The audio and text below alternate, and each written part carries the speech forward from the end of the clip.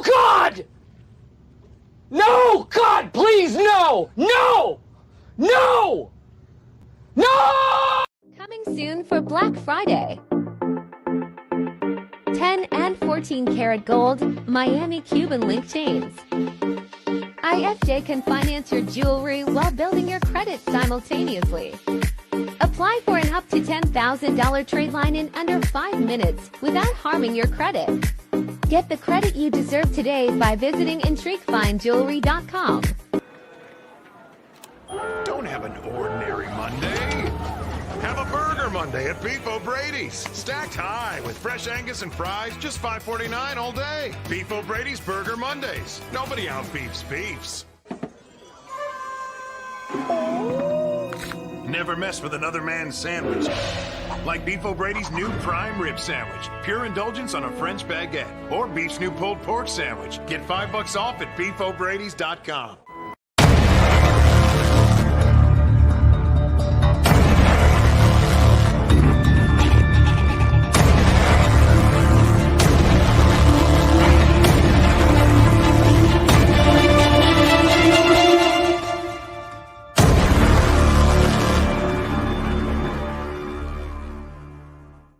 What up, what up, what up? It's your boy, Blake Anthony. This is Sports Talk 49, and you know what today is. Overreaction Monday. Or is it underreaction? Is it only overreaction when they lose? Can we overreact if they win? Who knows? You see the title. Bucks tighten up at home. A king dethroned. We'll break all that down today, talk about it. You guys got to let me know what you think in the comment section. If there's a guy you want me to do my perspectives on, we'll do all of that. But today, we're going to debrief on what happened. And, you know, when you come to work tomorrow morning, you know, for all those, it wasn't as the way you wanted it to play out, but you got the win. But a lot of people are going to come to work Monday feeling like this. Oh, yeah. They're going to feel good. You got the win after a 4-game losing streak. Fire Ty Bowles, fire all these guys. Y'all folks really got to chill out. You know there's several teams with the same record of 3-5. The division is still up for grabs. Saints lost Carr. We'll talk about that later. Lost Carr. So now the Bucks move up a game on that. If I'm not mistaken, they have the same record as the Saints now, I believe 4-5. So, like, all you got to do is do what you're supposed to do. And everybody says, like, is Todd Bowles going to respond? Todd Bowles and his defense have been doing exactly what they've been doing all year long. The league average in points is 22 points a game. Let's look at that. You know, let me break it down, because sometimes you got to point out, you know, what you're talking about and break it down for some people. Some people don't understand. Where do I want to go? We'll go to schedule. We'll look at all this. The league average is 22 points. So we'll start here. Was that preseason games? All right, Minnesota Vikings. They won 20-17 against the Vikings week 1. You held an NFL offense to 17 points with Justin Jefferson. That's your defense that held them at. You can only muster up 20 points. Again, the league average is 22 points a game. You play the Chicago Bears. You held another week. You held a team under 20 points, 27-17. Another week you held it down. You lose. You go 2-1. You play the Eagles. You lose 25-11. I remember that game. I was in attendance that game. 7 of those points aren't on the Bucks defense on that one because, well, no, 3 of those points, excuse me. So you put it down to 22. So at the average, and the reason I'm saying that because the Rashad White fumble before halftime, and they gave him the extra 3 points. And the safety of that game. So 5 points. So actually, yeah. So the safety and the field goal, that's technically wasn't on the defense because the fumble already put him in field goal range, and the safety put 2 points on. So that's 5 points. So you have the defense again held the team under the league average of 22 points, and your offense could only muster up 11 points. but everybody puts this out. Baker's not the problem, blah, blah, blah, et cetera, et cetera. But I'm going to get into that. You play the Saints, 26-9, 9 points. They don't even score a touchdown. Do I even really ought to talk about that? Moving on. Detroit Lions, 20-6. Again, you held another team under the league average of points of 22. You only muster up 6 points against the Detroit Lions. Then you go to the Falcons, lose on a last-minute game, however you want to say it. They lose 16-13. Again, you held a team under 22 points, under 17 points, but you can only muster up 13 points. Then you play Buffalo. A team finally goes over the 24-point range, but you can only muster up 18 points in that game. Then comes the Houston Texans game. 37-29, they lose on a last-minute touchdown. The one time the offense scored points, the defense couldn't put up. But a lot of you wanted the defense is bad. They're blah, blah, blah. Go back and look at everything I just showed you. That is a great defense of all those times, all those offenses you played, all those teams that you played, and you held a team under the league average, a majority of them, except for the two of them. And those were the last two before the Titan game. Then you played the Titan game. Again, a team doesn't score a touchdown in this game. So you need to back the hell off about this defense being bad. And that's without a plethora of guys on the defensive line. I said it before, I say it again. If Vita Vea goes down, the Bucs are in a world of hurt because there is nobody behind them. Shaq Barrett goes down. They're in a world of hurt. Devontae David. I don't know. I mean, they might be able to fill in, but if you have the other guys up front. But those stars go down, you're hurting. Carlton, I was really looking forward to Carlton coming back in this game to redeem himself, but you have to wait and see when the Bucs play the 49ers coming next Sunday on the road in San Francisco. So, like I said, I broke all those down to say, like, all the doom and gloom about the defense and all that. Like, do you really even look at what's actually being put out there? Don't just say, oh, well, they give up this, that, and her. I don't give a shit how many yards you get. If you're not putting points on the board, then your defense is doing the job. Granted, the only one that you can have a solid argument on is the Houston game. And look what happened with C.J. Stroud this just the past Sunday. Almost another 300-yard performance game. So the light is clicking for the Texans. They pull off a big win. The light's clicking for the Texans. So they're not that bad as everybody say they are. And with me saying that, Tampa Bay, you don't have the right to call anybody else bad because this offense in Tampa Bay, they struggle to put up 20 points on a Titans team with no quarterback, no running game, and they couldn't score more than 20 points. Granted, there's other intangibles, not just Baker. Mike Evans dropped a touchdown pass, ill-advised throws, interception. Like, there's a lot of intangibles of why this offense is. So now that we're talking about the offense, I'll back up off the defense. You can put how you feel about what I said about the defense, but the facts is right there. And I didn't even look at all those games of how many turnovers they had in those games. You know what? I got time today. I'm going to do it. I'm going to look at how many turnovers they had in all of those games. Let me see if I can pull this up. Team stats, turnovers.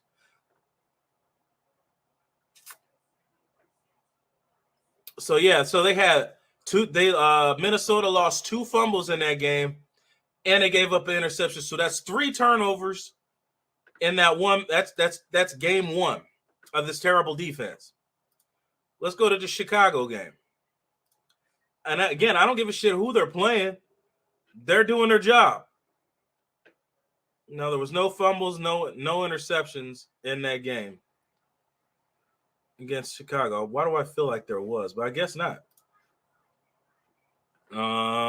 Eagle game. I remember 4th down stops in this game. I remember an interception. Yep, the Bucs got a fumble recovery in this game and an interception thrown. So that's what, 5 turnovers? 5 in 3 games. Let's go to the next one. The Saints game. Team stats. 2 fumbles lost and an interception thrown. So that's 5, 6, 7, 8 in 4 games. 8 turnovers in 4, but this defense sucks. 8 turnovers in 4 games. Let's turnovers created in 4 games.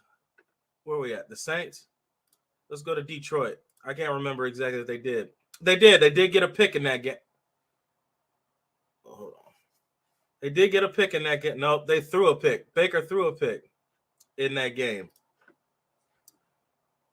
Let me make sure I was reading that right. I don't want to misquote at anything. I'm trying to go fast here, so I don't lose your attention span in that game. No, I'm still right. So 5. So the Eagles threw 2 picks, 2 interceptions thrown that game. Okay, I just read it backwards. My bad, people. My bad. Let me take this back from the top. So I read it right the first time. All right. 3 turnovers in the first game against Minnesota. That's 3. I don't want to misquote. Let's bring it back. Chicago. That's what I said. What I feel like there was. They did. He threw 2 interceptions. Fields did in that game. So that's 5 turnovers. 5 turnovers in 2 games. Chicago. All right. Now the Eagles game. So that was he threw 2 picks in that game. Let me make sure I look at it again correctly. Yep. Interceptions thrown. 2 turnovers. Yep. So that's 7. 7 in 3 games. 7 turnovers in 3 games. But the defense sucks. Then let's go to the Saints. Make sure 7, 8, 9, 10. So 10 turnovers in 4 games. It's all here. You can look at it. You can check it. 2 fumbles lost the Saints had and an interception thrown. So we're at 7, 8.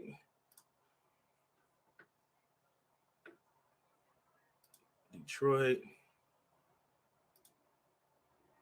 No, we didn't get any the Tampa didn't get any turnovers in that game. Detroit, Atlanta, I believe they did. Atlanta lost 3 fumbles in that game. Another game with multiple turnovers. So we're down there at double digits turnovers, and you ain't even at 10 games yet. They're over 10 and creating turnovers, but they haven't even reached 10 games yet. We'll go to Buffalo.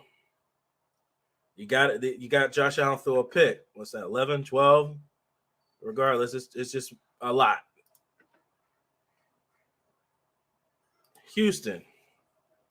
All the doom and gloom. You ended up getting a fumble that game. What, 13? And then the Titans. You got an interception. So damn, they're almost at 15 turnovers. Somewhere in there, around 15 turnovers in 9 games. Wow. That's a lot. But they suck. I'm moving on from that now. Now the offense. Now, again, you have I keep seeing this narrative. Baker's not the problem. Then who the hell is the problem then? He's throwing the ball. Oh, well, I can't run the ball. Yeah, that's fine. Throw the ball to the back, put him in space, and make people miss. Hence why somebody puts that stat that he's number 1 in making defenders miss. If he can get yards that way, so be it. Didn't Tom Brady make a whole career on throwing to the backs? I'm just saying.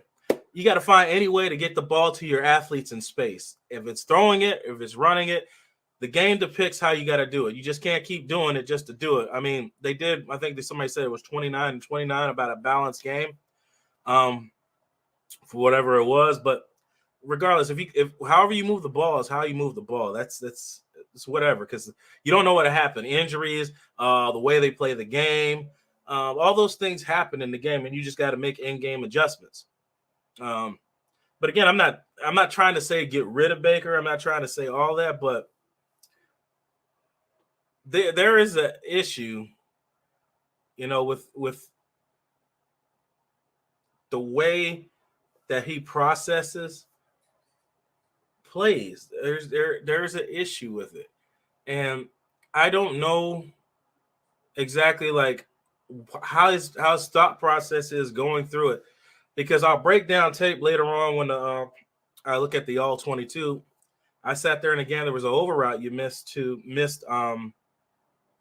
Palmer on an over route that he could have scored on. It's just repeatedly bad decisions on where he wants to go with the ball pre-snap versus post-snap. And the bonehead interception with 4 defenders back there, I don't know what he's thinking. I don't know if he panicked because you lost yards, you were behind the sticks on that particular series early in the game, and he felt like he had to get it all back. And then the other thing, he keeps underthrowing these balls. Like, I thought he had a better arm than that. There were several throws in this game where he just could not put the ball in front of the receivers. The drop pass to Palmer, all you had to do was throw it in front of him. It's a touchdown. You underthrew it, and then he had to make this almost contested catch, almost great catch, but it ended up being incomplete. Then the very next play, you underthrow it to Mike Evans, where he had to go down and get it, or he had the defender beat again, where you just had to throw the ball in front of him. I just don't remember in the pre-draft process where he had such this arm that he couldn't get this ball 40 yards downfield. I don't remember that. Like, I don't know if he's not driving. Maybe I just got to look at the tape. Maybe he's not driving the ball and they're just coming up short. I'm not sure, but it was a lot of passes that they're just underthrown if they're not mid-range passes. That's probably why. I mean, it might explain why there was a lot of plays where receivers are open and he won't take the chance to throw the ball there, because maybe he knows he can't get it there. If they do, if I'm noticing that, another team will notice that, and they will start to let you get guys like that because they know they can play the underneath it. They'll play what you call a trail, and they'll know you're going to underthrow the ball. Then they're going to make a play on ball. You're going to play some good defense that they're going to notice that and try to force you to make those best throws deep and cover everything underneath and force you to go there. Somebody's going to do that at some point in this season, because if I can notice it, I know they're going to notice it, because a lot of them get paid a lot of money to do the things that it took me 10 minutes to figure out. So I don't know. Like I said, I'm not talking about getting rid of them. I'm not a lot of those fans like that. I just say this: the guy can get the job done. It's just his thought process of way he does things. What I'm trying to say is the decisions he makes where to go to the ball, it just makes it a lot more difficult.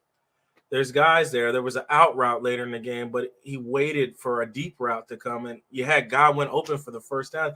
Take the first down. That's your best route runner. Godwin's going to beat his defender. You just throw it in front of him and get the first down. Instead, you're trying to drive the ball vertically. There's times for that when the sticks and the down and distance allow that. At that point in time, should have just taken the first down and kept the drive moving. Again, there was a lot of points left out on that field. There should have been a 3 in the front of whatever, not a 2.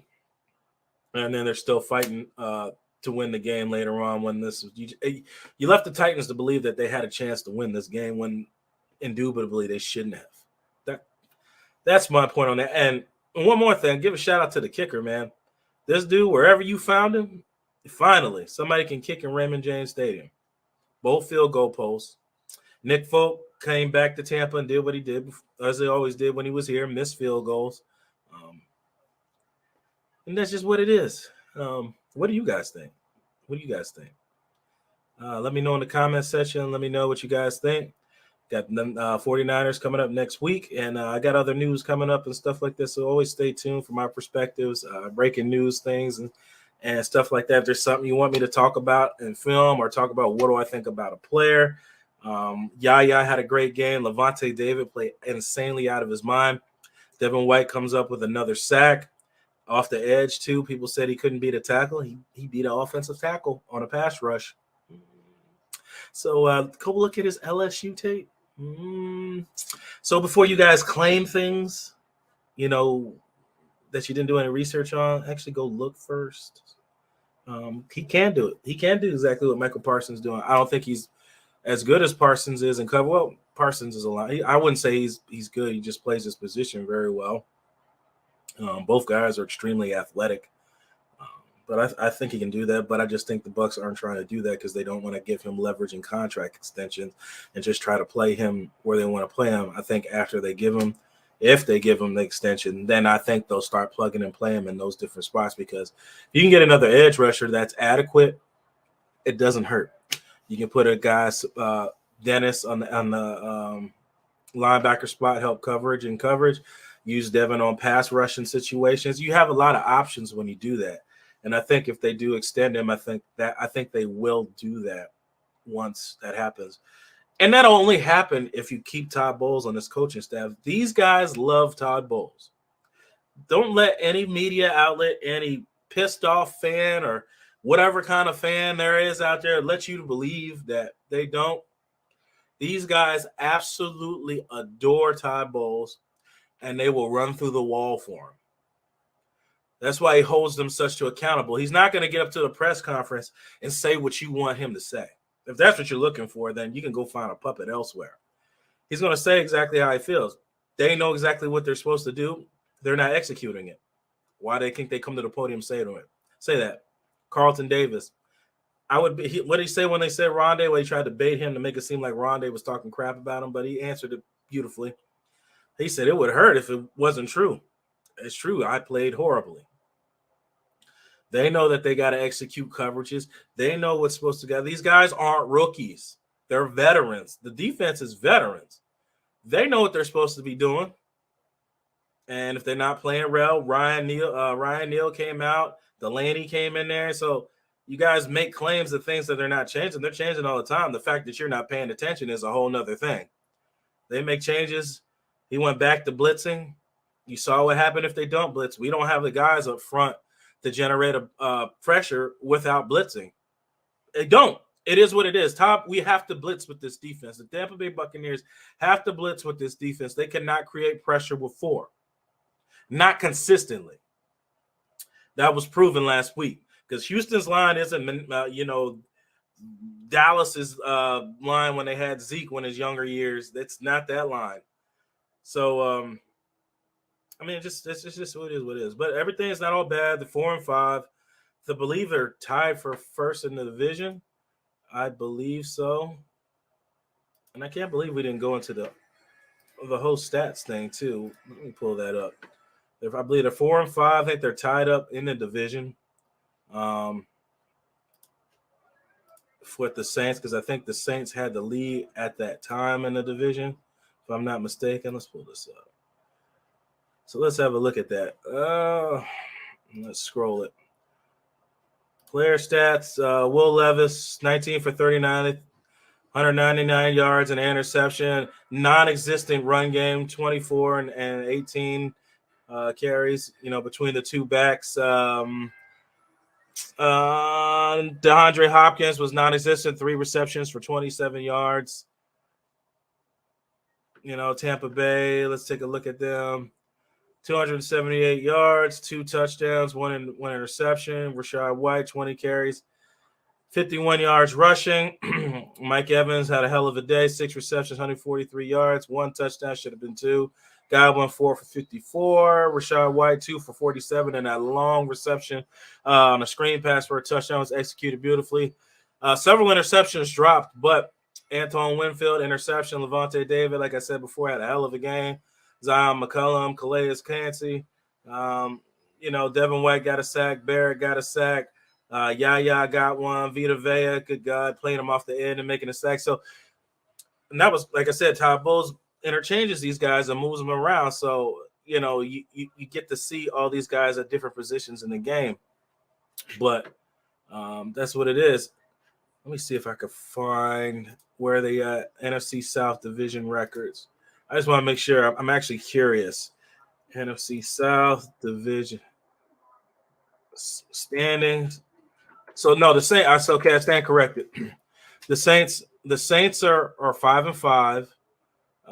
They just lost. The Bucs are 4-5. Atlanta lost. They're 4-6, and the Panthers are 1-8. So that's where they're at right now. Saints still lead the division currently. The division is still up for grabs. I want to see what the NFC standings are. Like I said before, a lot of people are so doom and gloom. The NFC standings. You got the Eagles at 8-1, Cowboys 6-3. Like I said, two losses, ahead of you, behind you. Niners 6-3, Seahawks 6-3, Lions 7-2, Vikings 6-4, Saints 5-5, Bucks 4-5. So you're right. You're right in the thick of everything. You just gotta, like Todd Bowles said, the answers are in the room. So once they get everything under, everything they're supposed to be doing, get it under wraps, get in control, and consistently do it, it'll be interesting. They got to play against the San Francisco 49ers this week, where it's going to be a run-heavy team. We'll see what Todd Bowles comes up with, because he takes pride in making somebody one-dimensional. And I'm sure these guys would be looking forward to get some revenge against Brock Purdy and the San Francisco 49ers after a butt-whooping the first time. So they would like to come out and kind of shock them. Surprise, motherfucker. That's what they would like to do. But I don't know. But we'll see. Let me know what you guys think. We'll see you guys next time. We'll end this as we always do. You're the master of everything. What you do with your life, what you do with it is entirely up to you. Thank you guys. God bless. And as always, fire those cannons. See you guys next time.